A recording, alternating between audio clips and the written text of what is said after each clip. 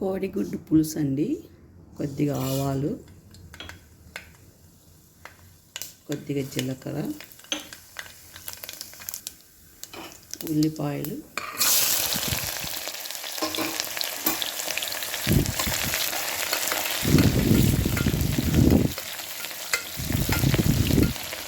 ఇవి బాగా ఎర్రగా వేగేదాకా వేయించుకోవాలండి.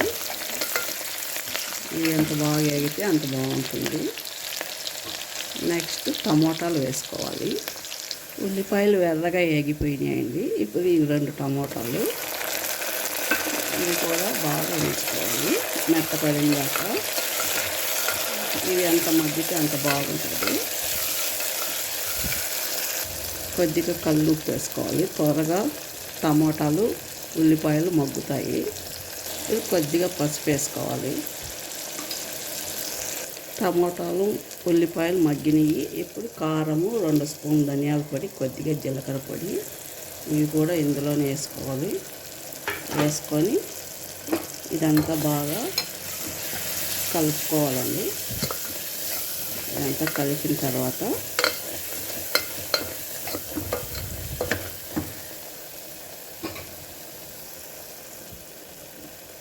ఇది చింతపండు నీళ్ళండి. కొద్దిగా వేసుకోవాలి. చూసి మళ్ళీ వేసుకోవచ్చు. బాగా కలిపేసి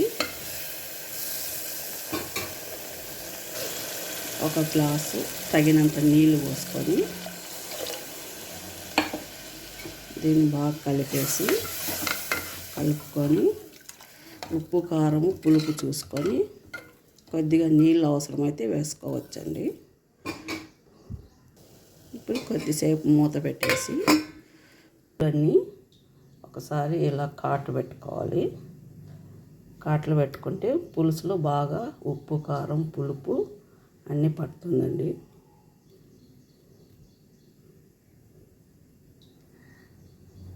ఈ విధంగా కాట్లు వేసుకోవాలి. అలాగే వేస్తే గుడ్లకు ఉప్పు, కారం పట్టదు. ఈ విధంగా వేసుకుంటే బాగుంటుందండి. ఈ విధంగా కాట్లు వేస్తే బాగా పులుపు, కారము, ఉప్పు అన్నీ టేస్ట్గా ఉంటుంది. పులుసు ఉడికేటప్పుడు గుడ్లు వేసుకోవాలండి. ఈ పులుసులో గుడ్లు ఉడికితే టేస్ట్ బాగుంటుందండి. పులుసు పుల్ల పుల్లగా, కారంగా బాగుంటుంది. ఇప్పుడు కలబెట్టేసి కొద్దిసేపు మూత పెట్టేసి ఇప్పుడు మూత తీర్చుకుందాం. కొద్దిగా కరివేపాకండి. ఒకసారి ఇలా కలబెట్టేసి ఇది మొత్తం చిక్కగా రావాలి. పులుసు చిక్కగా వస్తే టేస్ట్ ఉంటుంది.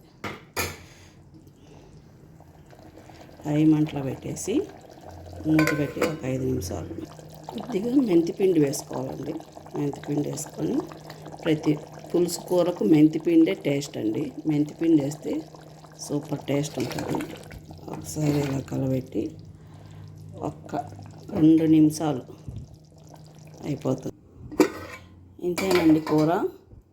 ఈ విధంగా చిక్కగా ఉంటే టేస్ట్ భలే ఉంటుందండి కూర. పులుసు కొత్తిమీర లేదు, లాస్ట్న కొత్తిమీర వేసుకోవాలి. ఇంతే, ఈ విధంగానే ఉండాలి.